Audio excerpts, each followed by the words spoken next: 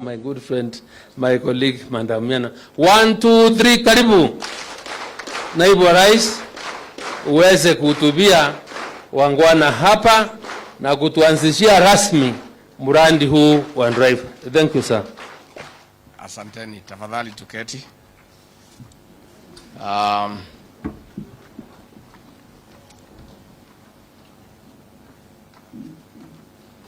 The Cabinet Secretary for Agriculture, Mithika Linturi, Cabinet Secretary, East African Community, ASALS and Regional Development, Rebecca Miano, our Principal Secretary, Jonathan Mweke, our host Governor, Joshua Ilungu, Governor wetu kutoka Garissa and the Chair of ASAL, local leaders present, including the Senator, the Women Rep and Area Member of Parliament, members of the County Assembly, representatives from the World Bank, and all other partners. Good afternoon. Hamjambo. Hamjambo tena. Asante. Acha kwanza nisome hii imeandikwa alafu niseme yangu ya roho.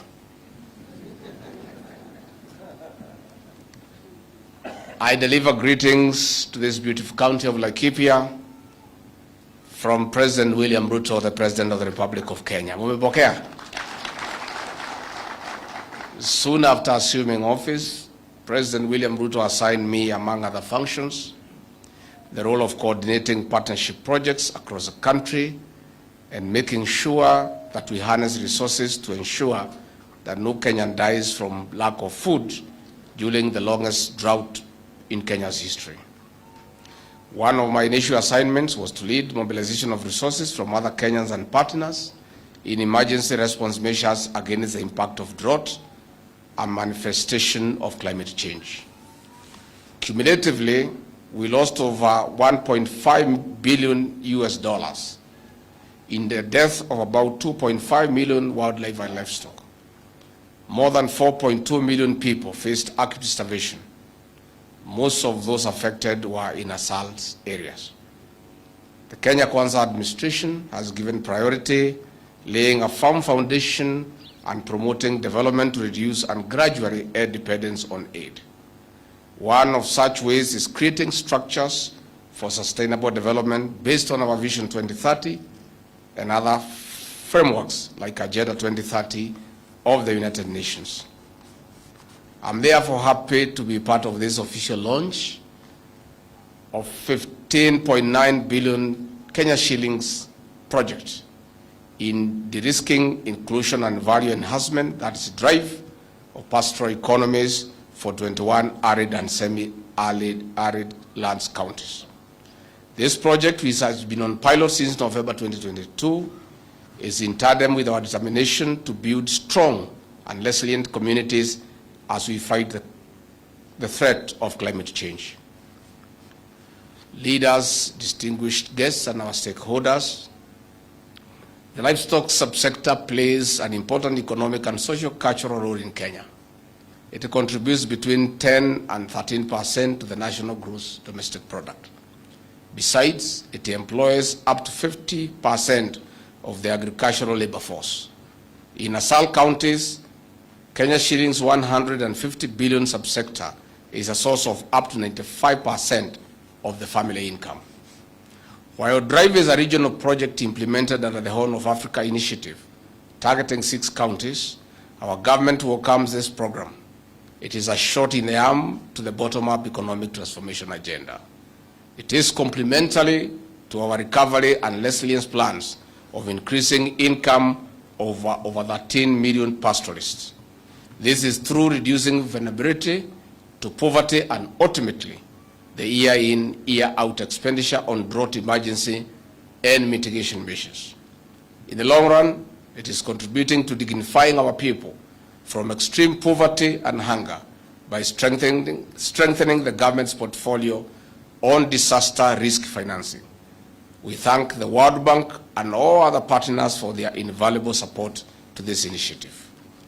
Distinguished guests, the Kenya Kwanza plan gives priority to the livestock subsector as an essential component to achieving of Vision 2030 and Sustainable Development Goals The medium-term plan of 2023 to 2027 identifies agriculture insurance for crops and livestock as key in exports. Distinguished guests, we note that the integrated national export development and promotion strategy, the subsector is grossly underperformed. This is in spite of the immense opportunity of meat export from the current 0.06% to a potential of 5% to the Gulf Cooperation Council countries and beyond. Achieving this will translate to an annual export value of Kenya shillings 300 billion from the current 4 billion Kenya shillings. Agriculture is a devolved unit and hence will be a major economic boost to ASAL counties and the county. We are keen to strengthening the livestock export portfolio to enhance our foreign exchange reserves. Distinguished guests and all stakeholders, we are pleased that this project has made significant progress at the pilot stage. For instance, during the fourth quarter of 2022, over 17,000 pastoralists in the counties of Wajir, Garissa, Tana River, and Samburu registered for insurance. They paid 20% premium. The government paid a subsidized rate of 80%, amounting to 192 million Kenya shillings.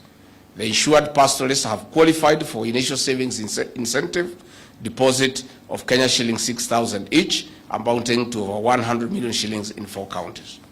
Further, the DRIVE project is making insurance payouts to the pastoralist beneficiaries for the October-December 2022 short trains. Distinguished guests, during the long-range 2023 season, we know that the DRIVE project carried out capacity building on financial inclusion, livestock insurance, sales and savings in the counties of Turkana, Marsabit, Mandera, Wajir, Garissa, Tana River, Isiolo, Samburu, Laikipia, and Kajiado. In covering the short and long range this year, over 43,000 pastoralists have bought livestock insurance, with the government paying 80% premium to subsidize, amounting to almost 462 million Kenya shillings. This shows the government's commitment to supporting livestock farmers so that they are not left behind. In 5 years, livestock farmers will enjoy improved access to affordable index-based drought insurance and other financial services like savings and credit. They will also be linked to reliable markets while promoting youth and women in the livestock value chain through private-public partnership. With the support of our partners, the governors from the 21 counties have been sensitized. We commit to delivery on this project. We do not wish to go back to begging for our people. We must create sustainable communities. We call for more partnerships as underpinned in Goal 17 of the SDGs. In this regard, I ask the Ministry of Agriculture to aggressively work with the partners to cover the over 13 million livestock farmers. It is now my pleasure to declare this project officially launched. Asanteni sana. Mimi ningetaka kuchukua nafasi hii kuwashukuru wale wote ambao wamechangia katika mradi huu wa kusaidia wafugaji, na pia ningetaka kushukuru sana wafugaji kwa kutukaribisha hapa. Tumesema asante sana. Sisi tulikuja hapa wakati ya harakati ya kutafuta kura, na tukapeana ahadi ya kwamba kuna mambo mengi ambayo tutajaribu kutatua tukipata nafasi ya uongozi katika Jamhuri ya Kenya. Serikali yetu ya Rais William Ruto imetilia maanani sana mambo ya wafugaji. Na ndio niko hapa leo kwa sababu rais na mimi na sisi zote tunachukulia mambo ya wafugaji kwa njia kubwa sana na njia mzito. Na kwa hivyo waziri wetu wa kilimo, wale PSS wetu katika livestock development, tuko na minister wetu hapa katika ASAL, tumeungana na hao magavana ya kwamba kesho ya Kenya iko katika hizi area za ASAL, kwa sababu ndio nafasi kubwa sana na iko na rotuba nzuri. Shida ni maji.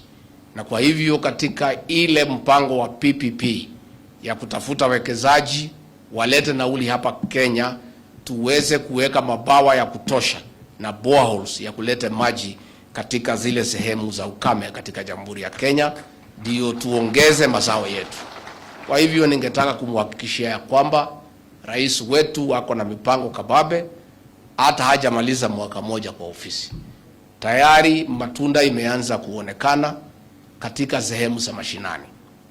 Na ndio vile gavana amesema, mimi nimetembea sana katika hizi sehemu, kwa sababu rais ameniagiza na kunielekeza ya kwamba tuko na jukumu kama serikali ya kukumbuka area hizi ambazo zimewachwa nyuma kwa maendeleo kwa siku mingi, na tutaendelea kuja na kushirikiana na nyinyi.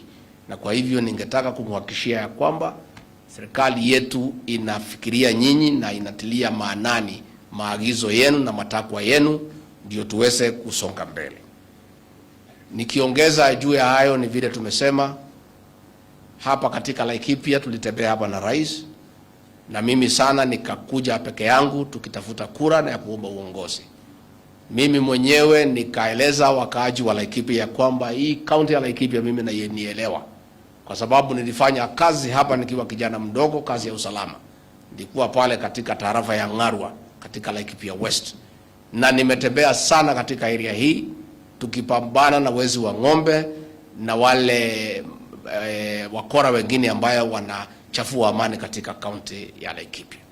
Na mimi mwenyewe nikatoa hakikisho ya kwamba tukipewa nafasi ya uongozi, William Ruto akiwa rais wa Kenya na mimi nikiwa naibu wake, tutahakikisha ya kwamba swala la usalama katika kaunti ya Laikipia limeshughulikiwa, na hiyo maneno ya wizi na mauaji itafika mwisho. Na mimi ningetaka nichukue nafasi hii kuwapongeza county commissioner wetu na katika police commander na wale kamati zetu zote za usalama kwa kazi nzuri ambayo mmefanya. Asanteni sana. Lakini kugali kumebaki 30%. Tugali tuko na maafa hapo, tuko na hapo wizi wa ng'ombe na area hiyo na area zingine. Na mimi ningetaka niseme nikiwa hapa leo ya kwamba tutafanya kila juhudi.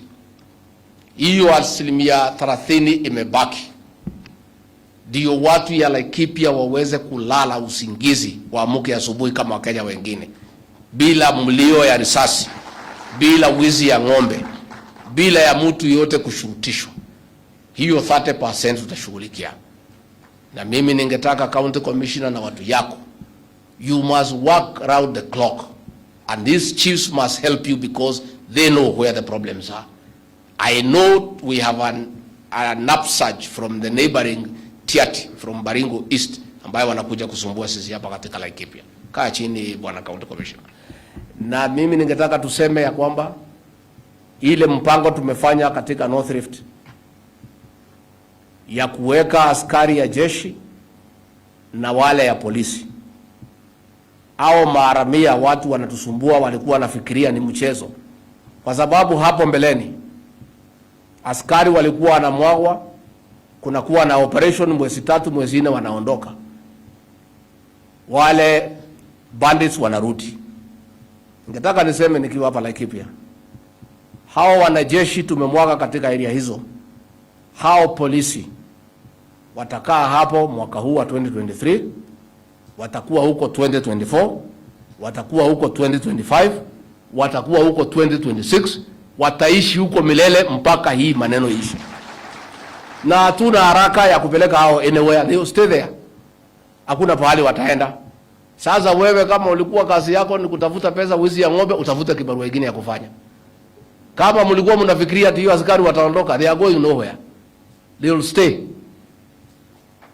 And tunasema the government to deal with insecurity in Laikipia and in North Rift conclusively and decisively once and for all is a government led by President William Samoei Ruto. Hiyo ndio serikali itamaliza hiyo maneno. And we are determined. Our CS for Interior, Kithure Kindiki, has camped in that region for 6 months. And he'll continue camping there until we restore law and order and we bring to an end insecurity so that Kenyans can enjoy their constitutional right of life and safety for their property. Governor, mumeomba tuongeze nyinyi National Police NPR, si ndio? Sasa lazima tukae utuambie how many you are willing kusaidia. Unajua tutasaidiana. Tulikubaliana gavana. Sisi tuko na askari na buduki na wewe uko na pesa. Si ni mpango tuelewane? Simupigie gavana makofi. Yeah. So governor, you come, you tell us how many. We'll give you the number you want. Yeah? Watu si iko. Buduki iko na risasi iko. Si wewe iko na pesa. Iko shida gani? Kuna shida? So acha governor akuje, huyu wakaora ni mtu wetu. Yeah? Na watu ya Laikipia nimpongeze nyinyi kuchagua huyu jamaa. Mjipigie makofi. Pale mbele mlikuwa mumepotea mkachagua mtu mwingine ya kusumbua watu. Sasa hii anatembea na sufuria kwa kichwa alikuwa governor. Si mlikuwa mumeanguka watu ya Laikipia. Lakini kwetu tunasema kuteleza sio nini? Na kufanya makosa sio mbaya. Baya ni nini? Kaa chini governor. You know, sometime mkienda uchaguzi, this governor called Joshua Irungu alifanyia nyinyi kazi mingi, lakini kwa sababu ni mpole na apigi kelele, mkaona ati mtafuta mtu ya kupiga kelele na maringo na madoido.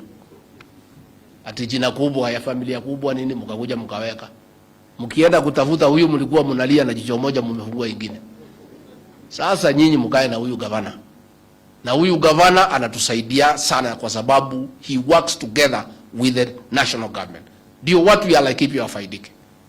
And that is why we are supporting him.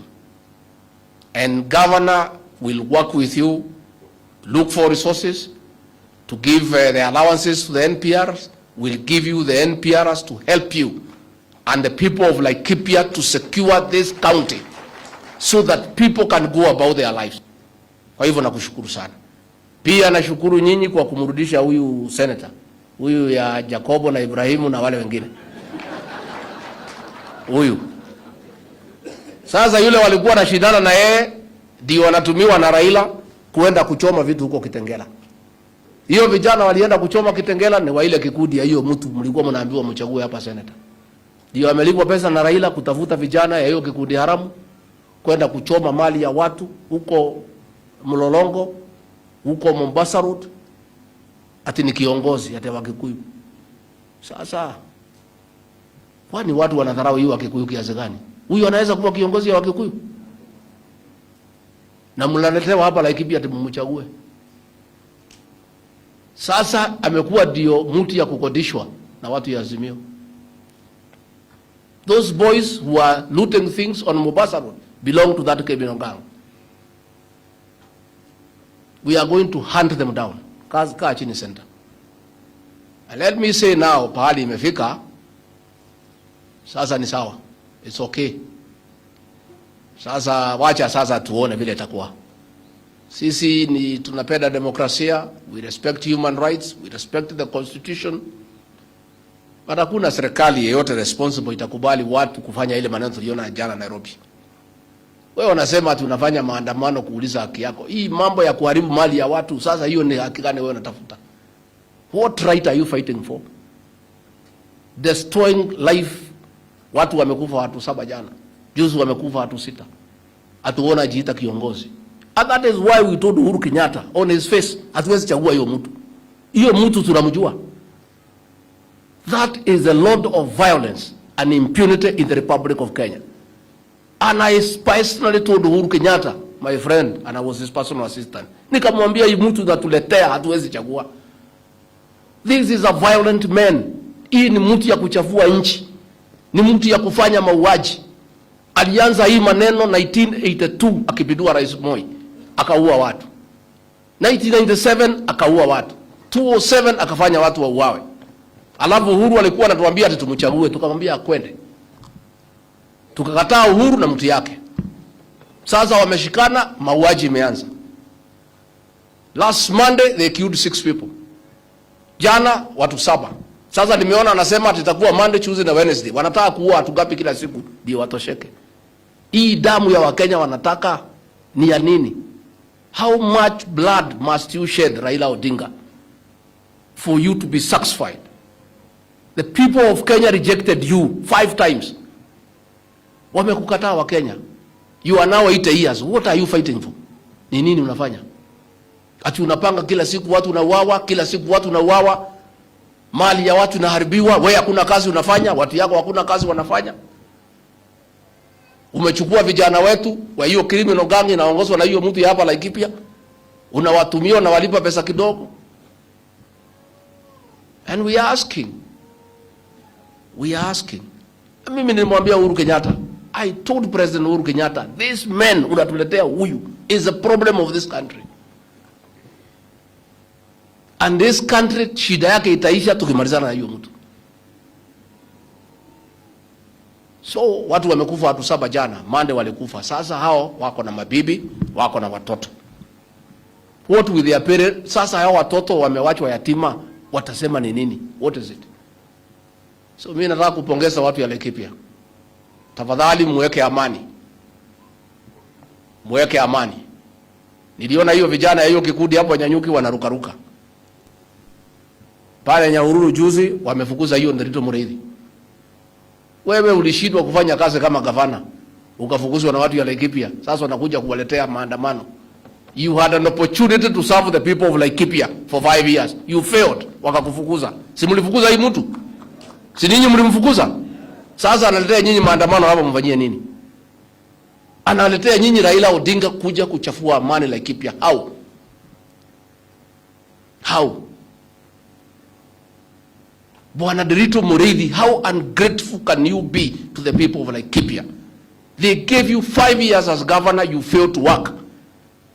Wewe kusema asante ni kuletea hao maandamano na kuchafua amani katika Laikipia. Why can't you tell the people of Laikipia, thank you for giving you 5 years? Walikupatia nafasi ukashindwa na kazi. Sasa umerudi hapa kuja kuleta vijana ya kundi haramu kuchafua amani katika Laikipia. Laikipia already we have a problem of insecurity ya bandits. Wewe unakuja kuongeza maneno mengine hapa ya kukoroga watu ya Laikipia. I'm going to call a meeting for the leaders of this region, the Mount Kenya region, to make a decision on how to deal with these characters now. This region, hakuna mtu atakubaliwa kuja katika region hii kuchafua amani. Yeah. Mkitaka kuchafua amani, mchafue kwenu. Sisi katika Mount Kenya, we have never known hiyo ujinga ya kuwawa watu na kuharibu mali. It has never happened in this region. Sasa wewe Nderitu Mureithi, wewe Kioni, wewe Wairia, mnandanganywa na Raila, mnakuja kuchafua amani hapa katika Mlima Kenya. Watu ya Mlima Kenya ni watu ya bidii, ni watu ya biashara, ni wakulima. Hawajui mambo ya kuharibu mali. Watu ya hapa ni watu ya kutafuta mali na kuchunga mali. Kweli ama uongo? Sasa nyinyi mnatumiwa na huyu kibaraka wenu kuja kuchafua amani katika area hii. I'm going to call a meeting for leaders. We are going to make a decision as a region so that we agree what will happen. But this region, kama mtu nataka kuharibu pahali ingine, not this one. This one, no, it will not happen. Sasa we have a challenge as a region ya pombe. Tuko na challenge ya pombe na banki. Tuko na challenge ama tuna? Tunajaribu kuokoa watoto wetu kwa mambo ya pombe na banki. Nyinyi watu ya Azimio mkija hapa mnatembea na Wajakoya, yule anasema bangi watu wakuze na wakunywe na watumie. Rafiki yenu yule mkubwa ni Wajakoya. Yule mtu ya kusema watu wafanye nini? Watumie bangi. Shida yetu katika region hii ni bangi. You cannot be for this community. You are against this community. As a region, we have a challenge with the drugs, with the bangi. And we are trying to work with our security officers, with the leaders, with the church, to deal with the problem of illicit brews and drug abuse in this region. Then the guy you walk around with is the one telling our children that bangi is a good thing. They should grow it and they should be allowed to use bangi. And then you say you are a leader from this community. Lakini hata mimi ninajua nilikuwa najiuliza, how come watu wazima wako na akili na wamesoma, wanaweza faa sufuria kwa kichwa. Lakini Saida niona wanatembea na Wajakoya nikaelewa.